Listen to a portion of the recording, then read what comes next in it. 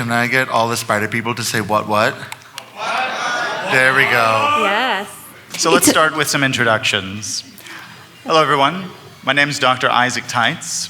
I'm the head psychologist of All Mind Health and All Sleep Health. I work with kids, teens, and geeks of all ages using their favorite pop culture references to help them out with their issues that may arise, especially as it pertains to anxiety, depression, and insomnia, as well as with military service members and their families.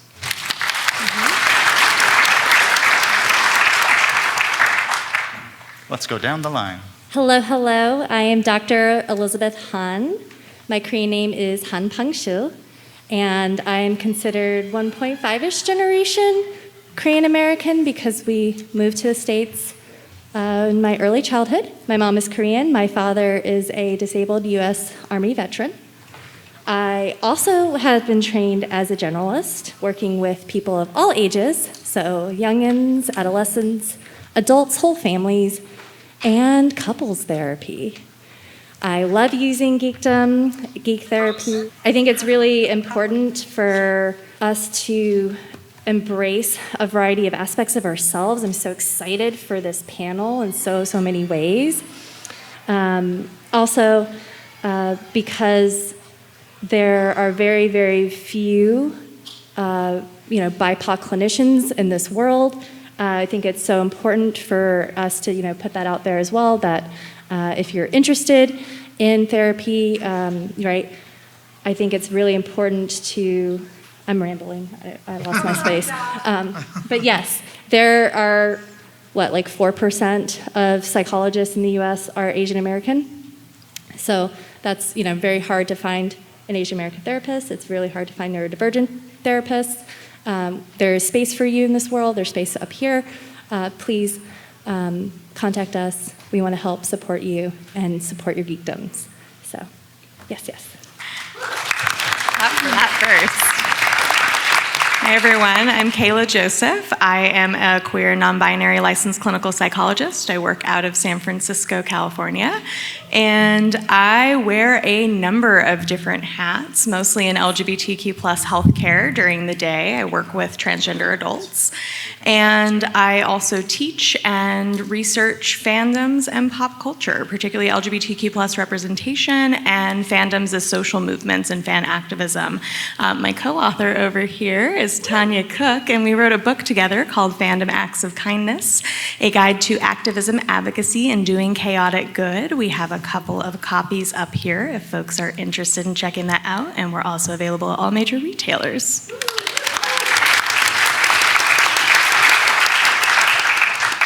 Hello, everyone. My name is Benjamin Taitz. They even put my middle name on here, so Samuel Taitz. I am related to Isaac. He is my big brother.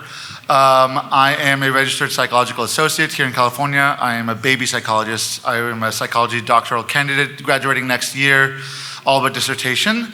I am a former social worker, so if there are any social workers in the audience, say hi. Woo! Social workers are awesome, and you guys deserve so much more. I currently work in forensic psychotherapy, and I am the co-host of 2 podcasts, Mental Health Quest, The Therapist's Office, and Beyond, and one more, but I'm going to let my co-host announce that down the line.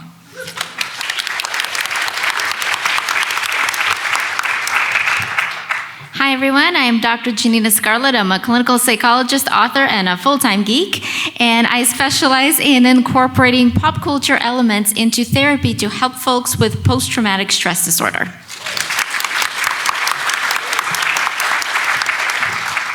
Hey everyone, I am not a doctor, I am a social worker. My name is Travis Adams. I work with veterans, specifically readjustment issues such as post-traumatic stress disorder, like Janina. I use a lot of pop culture in working with my veterans. I'm also a Marine Corps veteran myself.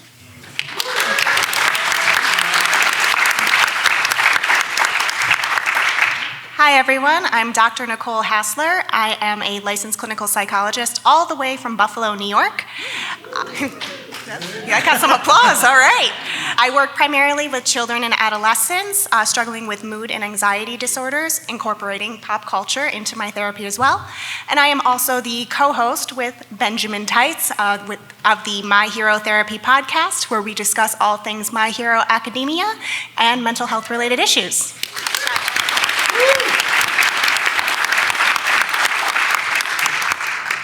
And there must be some sort of glitch in the multiverse, but we seem to have gotten through it for now. So thank you very much, everyone, for coming, for your patience, for putting up with all of your past, future, and alternate selves. For today, we're going to take a trip through the multiverse.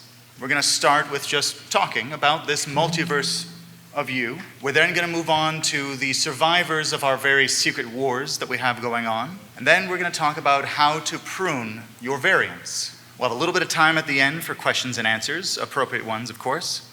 And then for those of us who have come with your alternate selves, come on up and we're going to have our costume contest. We just asked for all of the variants to raise their hands. Now, if you could look around to your left, to your right, find your nearest or wildest variant, point at them, and say, "See you at the costume contest." So let's start with the multiverse of you. I'd like to ask our panelists, what are our shared and diverse ways that we develop our personal, whether it's cultural or gender or sexual identity, and how are we at home in our own skin? We'll start with Elizabeth. Well, obviously, if you see it in the media, it will obviously impact your sexual orientation, right? No, absolutely not. However, sometimes there are absolutely ways in which we can feel it and know that we aren't quite fitting in, and that there are aspects to ourselves that can feel incredibly broken because we don't feel like the best version, and that is very hurtful in a lot of ways. And so sometimes if we don't have people in our community that help us feel safe, secured, and supported, sometimes we see that in media or in other relationships that we have. And sometimes that's even, how we might find connection with a monster or a villain. And we might say, hey, that is me. And that can be one way that somebody is finding that connection of who they are. But these things are not necessarily turning someone into a version of those things. And I think that's also a really important thing to put out there. So sometimes the way that we become at home in our own skin is through experimentation. And one of the things that I work with folks a lot on is very intentional experimentation to figure out, who are you as an adult? Who are you as someone who has experienced trauma, post-trauma? Who are you as someone who is now coming out for the first time, or maybe for the upteenth time, because coming out isn't a one-time experience. We often do it multiple times, and it's actually a learned skill that we teach in therapy sometimes.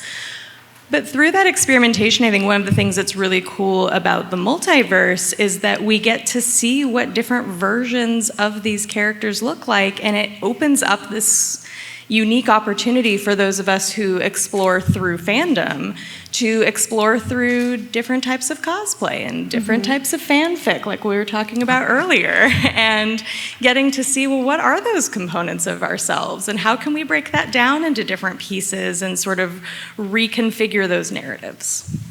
To follow up on that, I think one way in which we find home in our own skin is by seeing it out in the world. Because if we don't see it, then we can't really be it. So representation is really important there for, all aspects of identity, whether it be cultural, sexual, or otherwise. If it's not shown in popular culture or in the media or just in the environment in which you live, it's very hard for you to recognize that in yourself, because otherwise it seems so other. And so seeing it in media, in the multiverse, in different TV shows and different fandoms, whatever that identity is, when you see it, then you can recognize, oh, hey, I connect with that, and I want to encourage that in myself, and it allows us to feel more at home in our own skin. And that's why representation is just so important for all aspects of, it's not just the cultural, it's personal relationships, it's neurodivergence, it's everything. And I'm saying that as a gay neurodivergent male. So.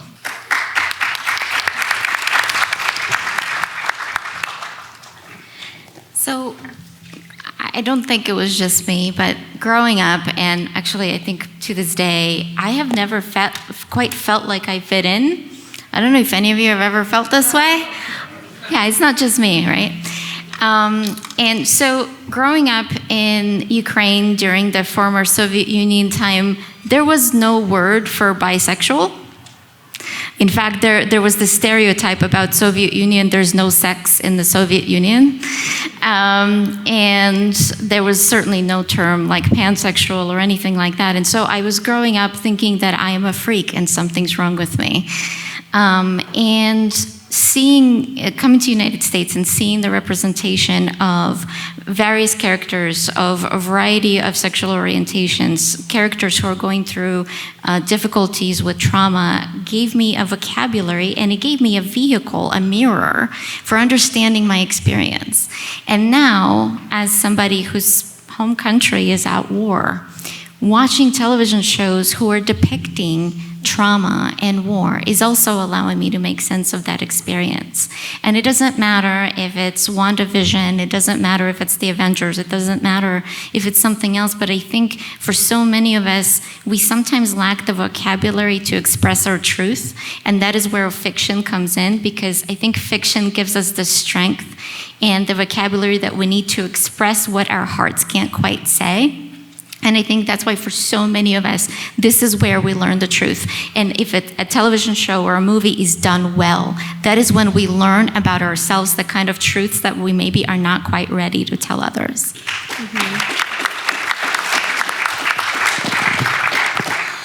I work with a lot with identity. As people transition from active duty military, they often lose their identity and don't really know where they fit in life. Each different branch has core values. Those things are beat into you at boot camp or basic training. Outside of that, they don't really teach you a whole lot on how to develop who you are as a person. It's based off your rank, off your job, off how many doors you've kicked in and how many IEDs you've hit. So I'm working with these guys who are literal heroes that saved other people's lives and don't know who they are because they no longer wear that uniform. So when they can find representation, when they can find aspects of these characters that they relate with, when I can remind them that even Superman has a weakness, right, then they don't feel so alone. Then we can start developing like, hey, I like these aspects of Miles Morales. I love this about Peter B. Parker. I got you. We can develop and we can work off of that. So being able to see that, because without awareness, we can't make change. And through mediums like comics, like movies, like TV shows, there's awareness.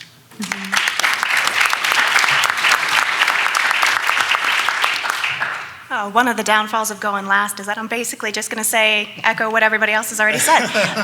So working a lot with children and adolescents, I work a lot with identity as well, because they're struggling to figure out who they are just growing up. Having these pop culture elements is really useful for that, being able to find that character that they really relate to and the qualities and aspects of that character that they aspire to be, and sometimes that might even be a villain. It doesn't necessarily make them a bad person. It's just that they might see a lot of their story reflected in the villain's origin story.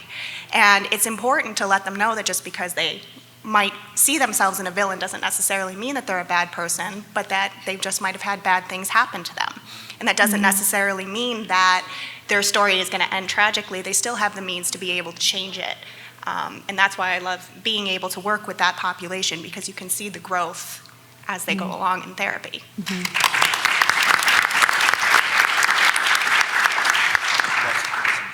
To tie it back to a lot of these shows that we've been seeing, we get to see multiple versions of these different characters, different Spider-Men, different Spider-People, different Lokis. We have a heroic Loki, one that is worthy of Mjolnir. There is a version of you that can be that heroic version you're aiming for, even if you're feeling like you're in your origin story of your, villain arc. There's the Spider People. They all have their canon events. Everyone goes through some of the same things, whether it's being born, whether it's feeling alone, whether it's not feeling safe. And it's what you do with those events that makes you who you are. You can probably quote a few, uncles, Ben and otherwise, and aunts May, but nonetheless, it's what we decide to do with the hand that life deals us that makes us who we are. So once we're starting to kind of move forward and develop ourselves, we always hit struggle. This is one of the only absolutes of life. That and internet connectivity issues. But nonetheless, there's going to be times where we lose things, like internet. Let's get that sentence. And how do you deal with that trauma? Or if you lose a home, a place, how do you be you? How do you be your people? How do you connect when you do not feel home?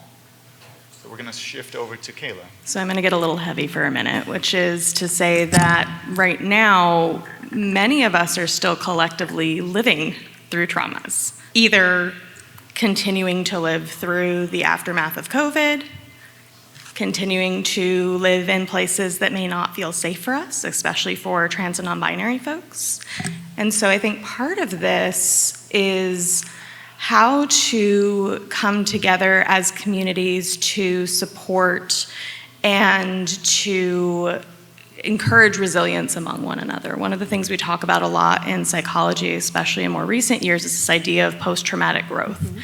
And we see this a lot in the Marvel Cinematic Universe and in the comic books, where we see characters learn and grow from the things that have happened in their past. We see this through things like Tony Stark making some pretty awful decisions in Civil War, and then starting to maybe re-examine those things and end up the hero in Endgame. And so we get to see that really uniquely then, again, with the variants, where we see Loki, for example, get to totally re-examine everything in this shock value way of seeing your whole life flash before your eyes, quite literally, and then meet these different versions of himself and really have to start to question, who am I? I've experienced traumas. Who am I? These other versions of me also have. How have they dealt with it? And so some of it is coming together and forming communities like the Lokis do. Some of it is that post-traumatic growth, also like the Lokis do. So I'm also going to go a little heavy in a slightly different way. So as I said, I work in forensic psychotherapy, which means I work with criminals. I work with people on parole to help them to reevaluate choices that they've made. And if that's not this whole thing is trauma and what choices do you make, I don't know what is. But one thing that I try to help my clients understand is in what ways did the traumatic situations, whether it be discrete traumas like death in the family or car accident, or ongoing traumas like discrimination, racism, systemic issues, which there are so many, how has that shifted one's thinking? Because it does. When we are hurt, our thinking patterns will change to be protective. And sometimes those protective thinkings lead us to make not helpful choices, like I'm going to lash out at other people, I'm going to do what I feel I need despite what is good for other people. And in how many people have already seen at least the first episode of Secret Invasion?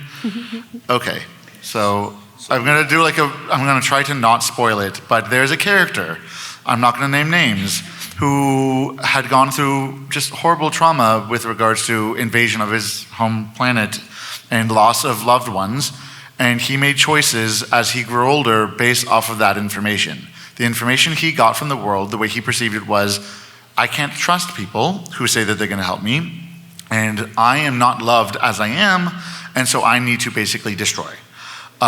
So what happens when we have those influences, we need to learn, okay, well, what other choices can I make? What other ways can I look at the situation, and how can I go about things differently?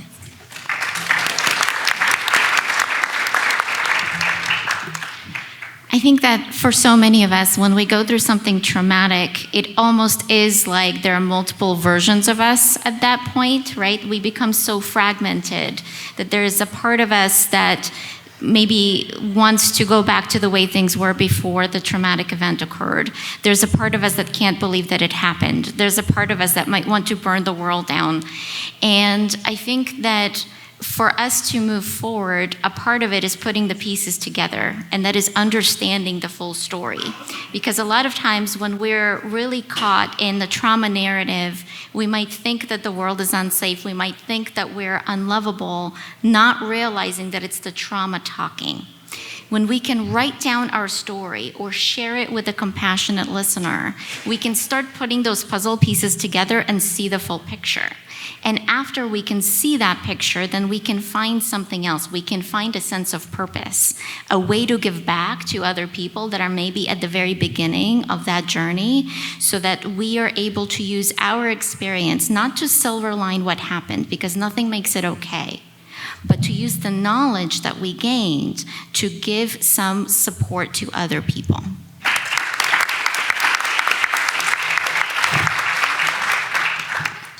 You know, as everybody was talking, I was kind of thinking about Spider-Man a lot and all the traumas Peter goes through and how he has to have so much self-control because he's so strong he can kill somebody with a single punch, but he holds restraint. And I think about all the people that go through trauma that don't hold restraint, that don't hold back because they just want to watch the world burn. And the one thing with Peter that gets him to get to that point at times is that he doesn't have that outlet to talk to somebody, because he's one of the only people that doesn't want anybody to know who he is. He wants to keep those two lives separate. And he doesn't have any friends. He doesn't want to team up with Deadpool, despite how many times Deadpool tries to get him to. Right? He wants to be Avenger in the movies, but then when it comes down to it, he's like, no. He wants to be in Friendly Neighborhood Spider-Man. And holding all that in can weigh heavy on a person. And that's why I think it's important for conventions like this where you can meet like-minded people. You can have discussions about some really cool stuff. You can hear some panels with all these wonderful people that kind of help relate a little bit so you don't feel so alone. And I think that people who go through trauma feel like nobody's ever gone through this before. And again, that's why these mediums are so important, because if I see it on TV, then somebody's wrote it, and if somebody wrote it, then I'm not the only one who's experienced it.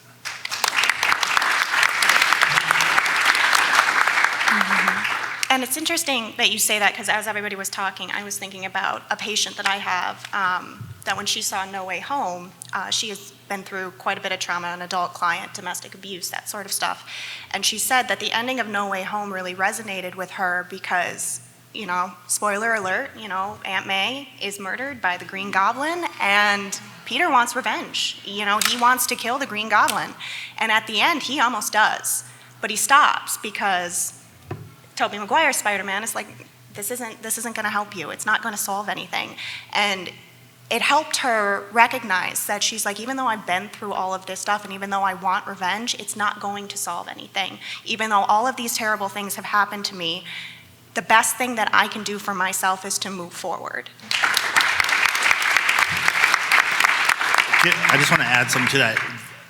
I wrote a chapter in the Psychology of Spider-Man book, and I used anger, and it was straight from Andrew Garfield's line. He's like, I got so rageful. And that one line that he talks about inspired a whole chapter because it's so important to who Spider-Man is as a person. And that goes with that, because Tom was there and Toby had already been there. So he already learned. And even though it cost Toby getting stabbed, spoiler, he didn't die, don't worry. Spoiler alert. At least in that. It's so important to be able to learn from other people. Absolutely. One of the beautiful things about coming together like this is that everyone has so much, and I just have to, you know, think about like what do I add to that? But I do think that there are a couple of things that are really important to note. One is that healing can look differently for different people, and there are been a variety of different forms of healing modalities that have existed long before Western colonized therapy existed, and that I think is something to note. And I also, you know, want to also say that it doesn't always have to be verbally talked about. right? Because there are a variety of healing modalities that have existed in many, many forms and in many, many ways. And there are, a variety of different treatment modalities that you can receive from a therapist, but that's not the only way. So yes, there is EMDR. Yes, there is brain spotting. Yes, there are, lots of these modalities, and there is also yoga. There is also music. There is also dance movement therapy. There is also expressive arts therapies. There are other ways as well, and I do think that that's also something important to note, as well as Nicole said earlier, it's not just like, oh, something bad happened to you, therefore you are broken, right? Or that, right? Because one of the things that we have found, and most people who have had experiences that have been very difficult know that it's not just the initial experience, it's also how did everyone else respond to that? And that is a huge part of being in this world, right? Is our relationships with others, and it's also what occurred after something happened to you. Did people believe you? Did people tell you that it wasn't your fault? Was someone there with you in those difficult moments? And those are some ways that we can all of us, take with us when we're thinking about how do we help someone when they're going through these difficult moments? How do we just sit there with them in those moments and also not try to fix it? And that's also another component of healing, as well as play, right? And play is so important. I really, really support it, no matter what your age.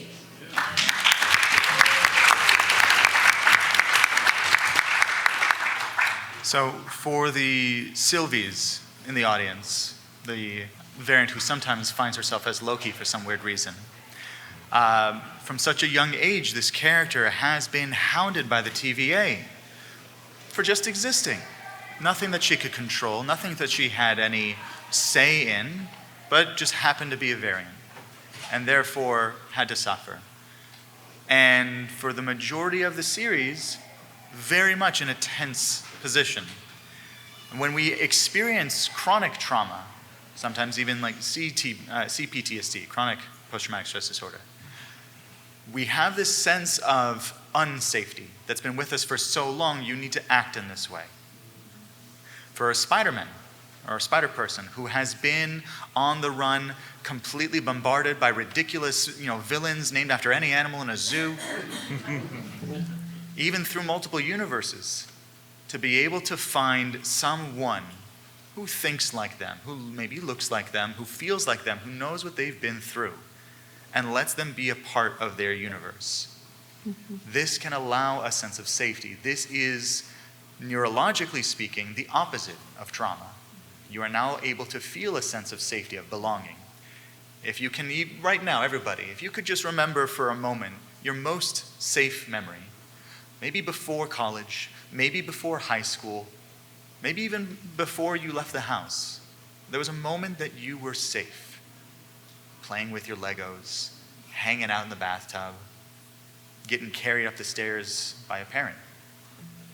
Do you feel it in your chest, in the chestal region? That warmth, or just that sense of ease, that there is no tension? This might be that sense of connectivity that might help you reorient, reconnect the web of your mind, that you may start to progress, to move, to play, to connect, and maybe even eventually talk about whatever it was that was making you feel unsafe in the beginning. So this might be how we can feel connected. This might be how we can find our sense of home wherever we go. But now, once you're feeling safe, once you're feeling steady, once you want to become at least the better Loki, if not the other images that'll come up later, how do you choose to be your better view? How do we prune ourselves? How do we shape ourselves? What can we do to course correct? One of the first things that needs to happen is you need to understand what is it that you need in that moment once you come to that realization. What are the feelings that you're having in your body? Because that's where most, if not all, feelings are. All emotions are physical. So we need to figure out how to listen to our body. And that's something that I work on with clients a lot is, okay, you want to make changes, but you're having these feelings. Well, let's start with what are the feelings? What is it telling you that you need? So how can we then take those steps to give ourselves what we need? And I think in order to prune what we don't like about ourselves, we need to understand what isn't serving us. There are a lot of different kind of social situations and norms that we abide by. Those seem really like impress upon us, but if it's not serving us, then we need to find ways to take a step back for a little bit. Okay, this isn't working for me, I'm going to try to do something different. So changing our own story means figuring out what we need in that moment.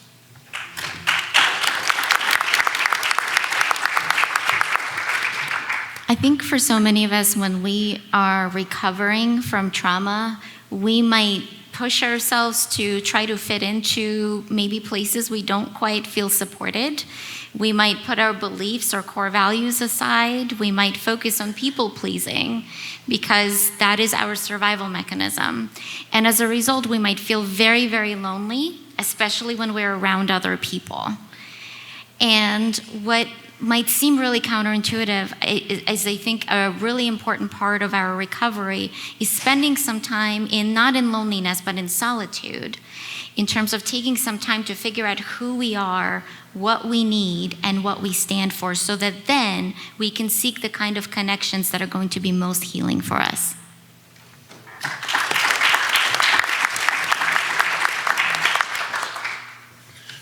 I go back to values a lot when it comes to this type of stuff. Sometimes after you experience trauma, like we talked about with anger and different tendencies to lash out, I often see that people are going against what they value, right? If they want to be a really good dad, but anytime they're watching TV with their kids, the kids can feel the asshole energy coming off of them, and they're by themselves, right? How am I being a good dad if I can't take my kid to the park because I don't like open spaces because of my trauma? And I use that as a motivator to work through the trauma, right? Because those tools work, but they're maladaptive, they're unhelpful towards a lifestyle that I want to live. So we have to identify, what am I doing that's not going with my values, and what can I do better to make my life more well-rounded according to my values?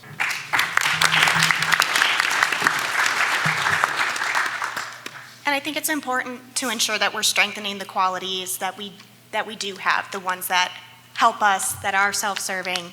When we look at the Loki show and the idea of pruning the variants that are not so ideal to get to the ideal variant, it's important to remember that those variants survived because of the qualities that they had for that particular timeline. So being able to recognize the parts of your personality that are adaptive, the ones that can help you and can serve you, and strengthening those to be able to become more like your ideal self.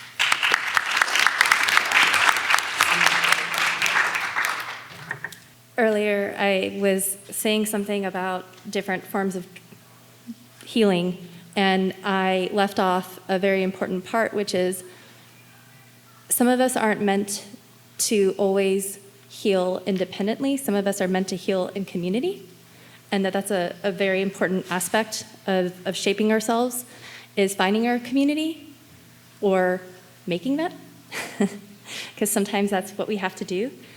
Some of the things that I was also going to note when we talk about shaping ourselves and our values and things is that for some of us, we have to come up with additional strategies because our brains don't always work in a way that want to adhere to certain conditions. And so sometimes we do come up with different strategies, and we have to be kind to ourselves as well, as we recognize that sometimes certain conditions around us are not, I'm losing it, sorry, it's late. Yeah, it's not as helpful to us, and that for most people, when our conditions are met, we can thrive in a variety of ways. And for a lot of us, our conditions are not met.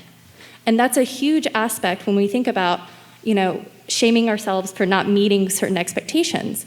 And sometimes that in itself is also part of our trauma healing, right? Is to recognize that sometimes these systems around us or the environment around us isn't conducive to helping us flourish. And that doesn't mean that we are a bad or wrong or broken human. That is also sometimes a reflection of the environment that we're in.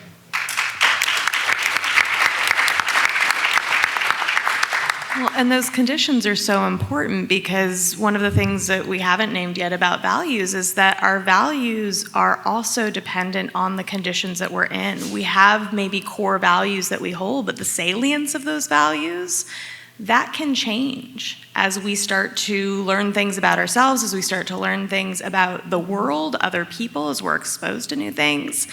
And so when we think about looking back at values and thinking about, how am I going to be the best version of myself?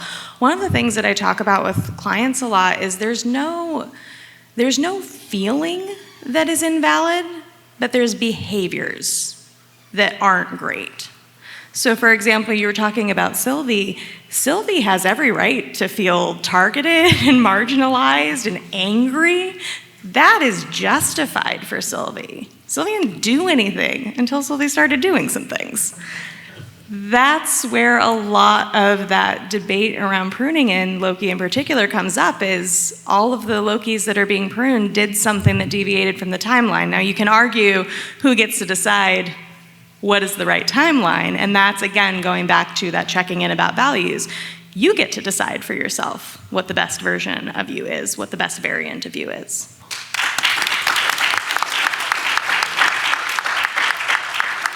So that's a perfect segue to the difficult topic of Kang. Kang the Conqueror, brief spoiler, is the one that decided to some degree what is that main timeline until, spoiler alert, the end of Loki, and now everything's going all over the place.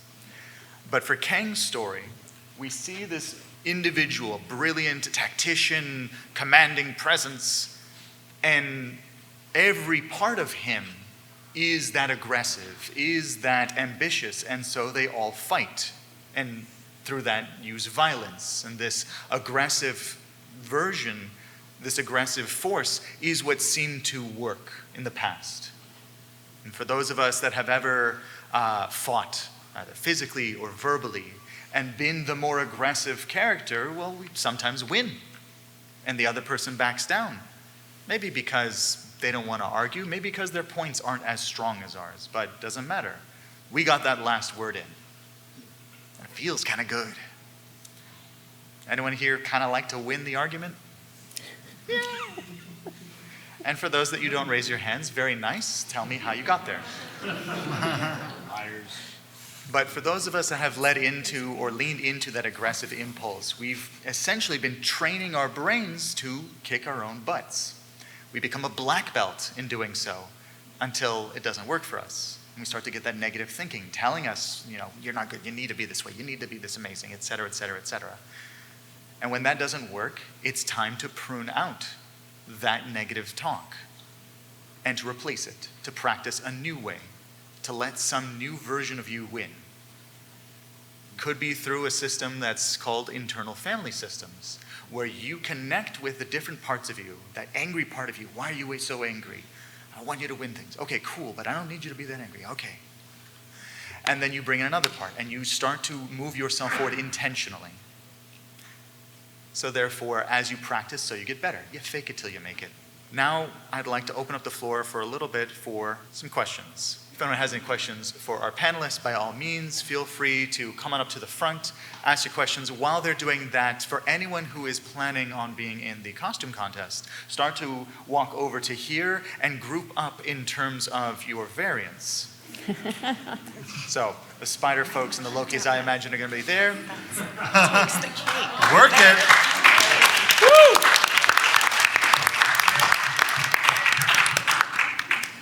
And I guess we have our winner. Will no one compete? But while we're letting our other contestants come in, we have our first question. Please say your question. I'll repeat it after you. During the first little segment of this discussion, you guys talked about getting to know yourself and finding your group, finding your community. And that was something that I struggled with. So back in high school, I basically modeled myself after what I saw in every teen movie. You know, I wanted to be that popular kid, so I masked that popular kid. And it wasn't until I became an adult, started coming to cons, and actually met my community, that I started to unmask and started to feel at home, I guess, and able to share, and it kind of helped kick me into gear. So I think that that idea of finding your community is central. Like, we are a species that works on in groups and out groups, and when you find your in group, then you are able to thrive, and that's my big. I appreciate you bringing up the communal aspect of. Yeah, and I think it's important to recognize that you can be a part of many different communities, Yeah. right? Like I'm a Marine Corps veteran, I'm a psych geek, and I'm a scuba diver, Yeah. right? All different pieces have a place in my heart, and that's part of my recovery. So thanks for sharing. A lot of intersecting identities and how we can try to be someone's community. Fantastic.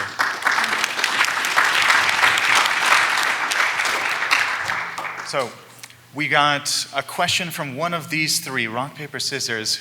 2 questions. All right, you seem... Reach higher. All right, go ahead, and I'll repeat the question afterwards, just so everyone can hear it. Go right ahead. So the question is, how to get the older population to start to be flexible, to grow, to connect with others? I think one of the first things that comes to mind is finding out why there's reluctance to join community and working from there. If we don't know why somebody is avoiding community, it can just look like someone's being stubborn. And most of the time when it looks like someone's being stubborn, there's a pretty good reason. And so that would be my first question is, well, why? And if we can address your why, maybe it might be more motivating. Just in the interest of time, because I know we are running short and we want to do our costume contest, I would say ask them what about the communities that they already are in appeals to them, and kind of question, well, where can you find those aspects elsewhere? Especially if sometimes those communities maybe aren't able to give them what they feel that they need, because they feel like, oh, well, I already have the community, but it's just not feeling the same. So what did you like about it the first time, and where can I find it elsewhere? I think that would be good. All right.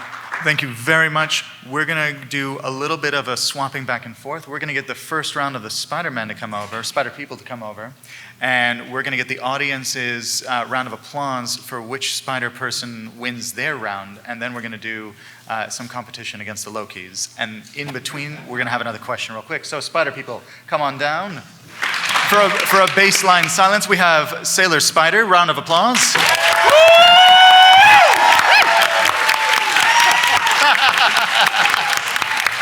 We've got Spider Peter B. Parker.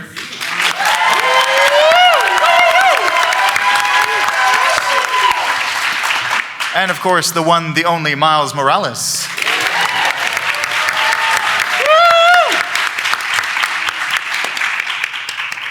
I must have busted my eardrums in my many magical accidents. Judges, who do we hear was the winner of this round?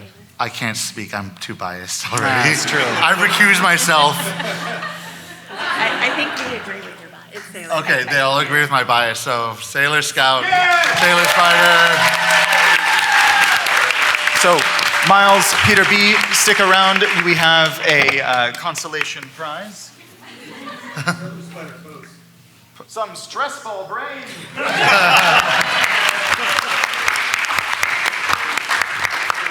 Great job. And we had one more question in the audience while the Lokis start to line up. What was the question over here? I've sensed a question in the back. Loud, and we'll repeat it over here. There was regarding, she mentioned how there's a lot of nonverbal ways of doing therapy and treatments. From your guys' various fields in regards to helping people like with trauma, which nonverbals have you been most effective or the most commonly used? From what I've seen, building together can be extremely helpful for folks. So, for example, individuals affected by the tragedy in Sri Lanka, rebuilding together was more effective and more helpful than talk therapy. When you say most common, that doesn't necessarily mean that it's the best one for you. And that, keep in mind, majority of psychologists that produce research are white. And that's a thing. So the research and the things that they, put out there, and then also what insurance companies support, might not necessarily be the modality for you.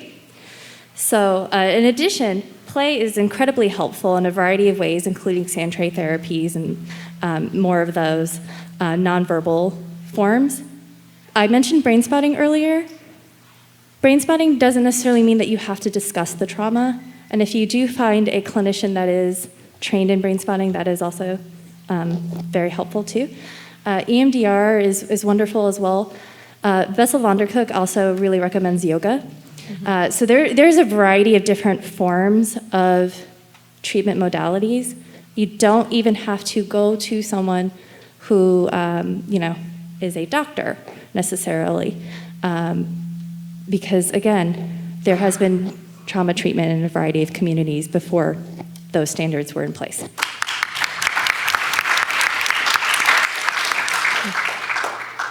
I don't know if you would count the safety exercise that I did earlier as nonverbal, because it does require some of that component to hear, to let you connect back to it. But once you have it on your own, to meditate on that, to get that somatic sense of safety, this is, neurologically speaking, the opposite of what trauma does. Trauma hyper-connects us to our sense of we're not safe, our spidey sense is off 24/7. It's terrible, it's a mess, it's just a web of stress. Thanks. So, I'll stick to magic. So nonetheless, when we can do that connection, when we can feel that sense of safety in the past, we can start to find it again in the present. Which is, when I tell a joke and you guys laugh and it feels good. Ha, ha, ha. Sometimes a groan is even as good as a joke, or a laugh. And then we can start to envision safety in the future and start to experience it. Hey, here's that safe moment I was looking forward to. Great, or I didn't even expect to feel safe here, but I did. Nice. And we get to move forward from there. Great question. So, if anyone has any additional questions, please feel free to come and ask us after the panel, out in the back, or even up here while you're collecting all of our cards and trinkets. But for now, we're going to wrap up with the last two bits of the costume contest. So I'm going to split you guys into 1, 2, 3, 4, 5, 6, 7, 8, 9, 10, 11, 12, 13, 14. Perfect. The first 7 of you, we're going to go down the line as well. And we're going to do the same round of applause and the same internet connectivity issues. So, first, we have Alligator Loki.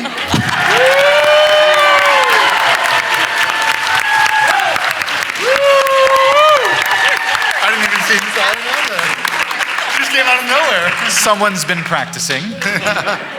And we have, how would you refer to yourself? Cowgirl Loki. Cowgirl Loki.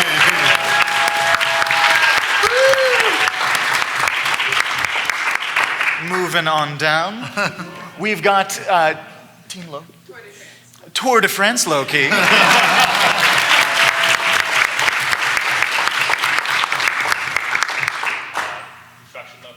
Construction Loki.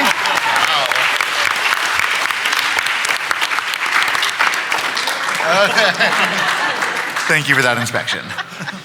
And not Cowgirl Loki, but Barbie Loki.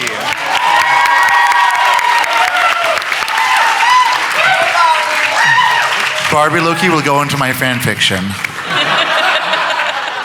In Australia, we'd just call her Blokey. We've got race car driver Loki.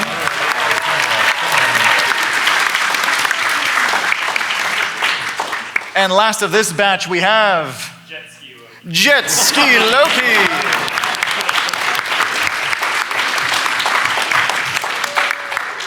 Alrighty then, what do we say for this batch Judges are deliberating. Yeah, We're pointing in the everyone's general pointing direction. We're weighing the scales. We're tipping the scales. It's Alligator Loki! All the other Lokis, come on back, collect your brains. Alligator Loki, come get your signed poster by all of us. Nobody noticed this is what we were giving out before. Congrats. And every variant is welcome to stick around after the con to get, after this panel, not the whole con, after this panel to get a big old picture with the whole variant family. Come get your brains. Yes, thank you. All right, fantastic, well done.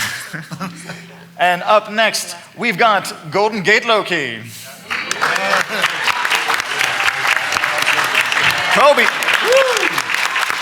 Curry. Yeah, I should say Curry, not Kobe. Sorry. We've got Christmas time Loki.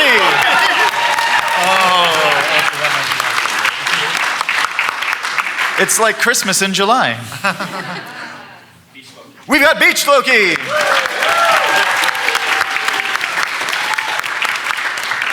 It's like beach time in July. D&D Loki.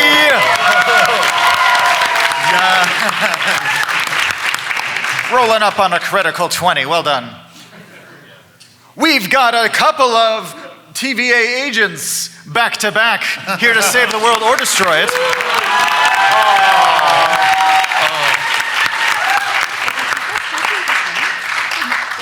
And last but not least, the most magical of all Lokis. Not even Loki at all, it's the Scarlet Witch.